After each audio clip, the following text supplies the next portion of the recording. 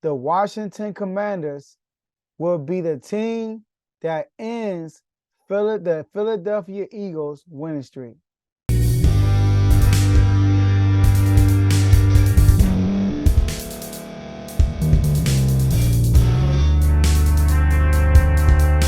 Welcome to Refuse to Lose Sports. My name is Joe Jordan. I'm your host today. Today we got to talk about that Monday night matchup. Washington Commanders visiting Philadelphia Eagles for a Monday night showdown. So the Eagles are 8-0, the only undefeated team in the NFL right now. The Washington Commanders are 4-5, coming off a loss to the Minnesota Vikings in the last minutes of the game. The Eagles smashed the Commanders 24-8 the first time they played. Carson Wentz was the starter, sacked Carson Wentz 9 times.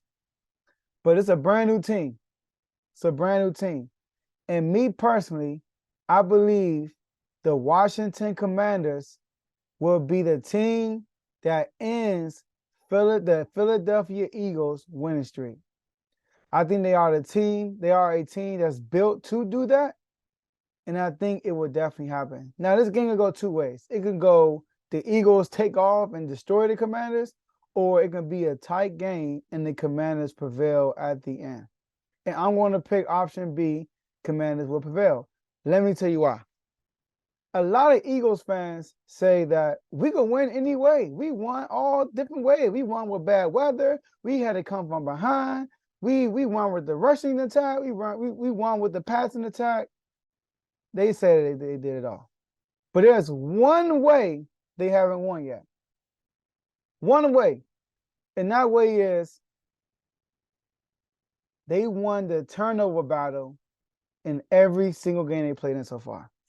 The turnover battle. So every game. And then you look at 2 games, they only won by 3 points. Those 2 games, they beat the Lions by 3. Turnovers, Lions 1, Eagles 0. Only 1 turnover. Then you look at the Cardinals game. They won by 3 points. Cardinals 1, turnover, Eagles no turnovers. And then you look at the games when they only won by less than 10 points. Jaguars, they beat the Jaguars by 8 points. Jaguars committed 5 turnovers. Eagles committed 1 turnover, and they only won by 8 points.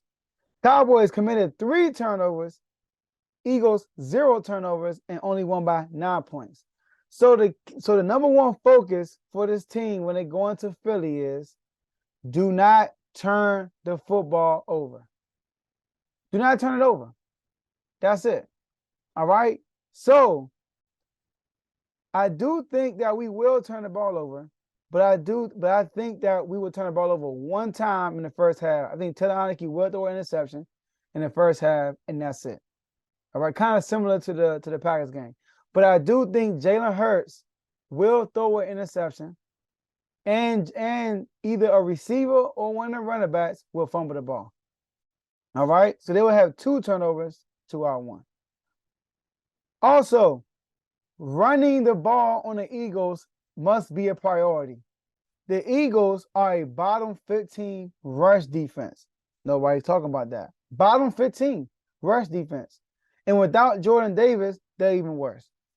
In the last 4 games the Eagles played, they allowed 140 yards per game.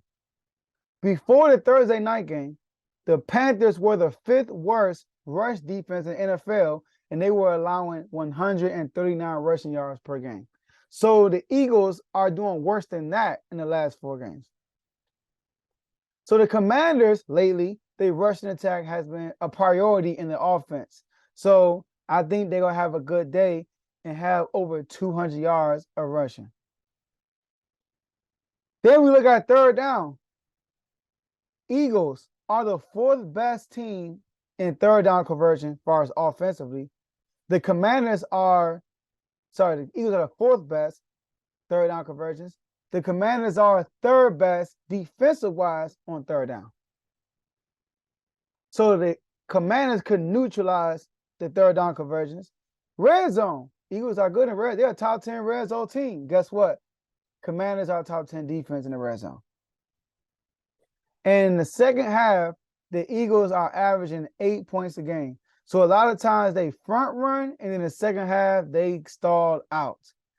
It could be game planning. It could be teams figuring them out. I don't know what it is, but in the second, and people might say because they're blowing everybody out. That's not true. They stalled out in the second half. They stalled out against Detroit. They stalled out against the Vikings. I mean, they stalled out in the second half. They stalled out against us. They stalled out against the Cowboys.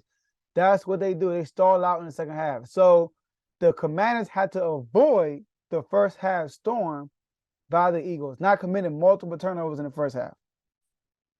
So I believe Hurts will have one of his worst games of the year.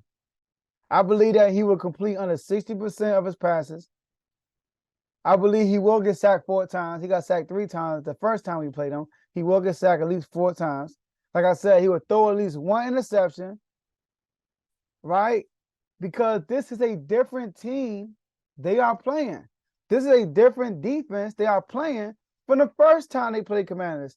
In the last 6 games, half the games the Commanders played, they allowed teams to go under 100 yards in rushing. So they could do a good job against Jalen Hurts and them and Miles Sanders in the rushing game. And 4 out of the last 6 games Commanders played, they allow under 200 passing yards. So I think Heinicke would throw for around 120 yards. Nobody's asking Heinicke to be a hero. We're just asking Heinicke, do not turn the ball over. So I can see him having around 120 passing yards. He might throw 1 interception in the first half, and we'll have over 200 rushing yards. And I have the final score being 16-13 Commanders. Both teams scoring 1 touchdown, Eagles kicking 2 field goals, while Commanders making 3 field goals. So I got the Commanders beating Philly in that win streak on Monday night. And guess what? I will be there, guys. I'm going to be at the game. So you might see me there rocking my Terry McLaurin jersey, Scary Terry. So you might see me there. All right? But that's all I have for you guys today. And I'll see y'all next episode.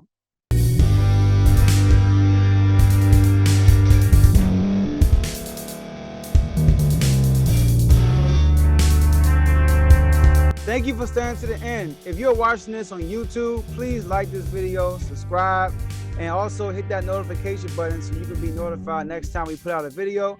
If you're listening on any podcast platform, subscribe and hit that notification button, y'all, so you can be notified we put out another podcast audio. And last but not least, hit that share button. No matter what you're listening to or watching it, hit that share button and send it to somebody that you know that would love to watch this episode you just listened to. So once again, thank you for staying to the end, and we'll see y'all in the next episode.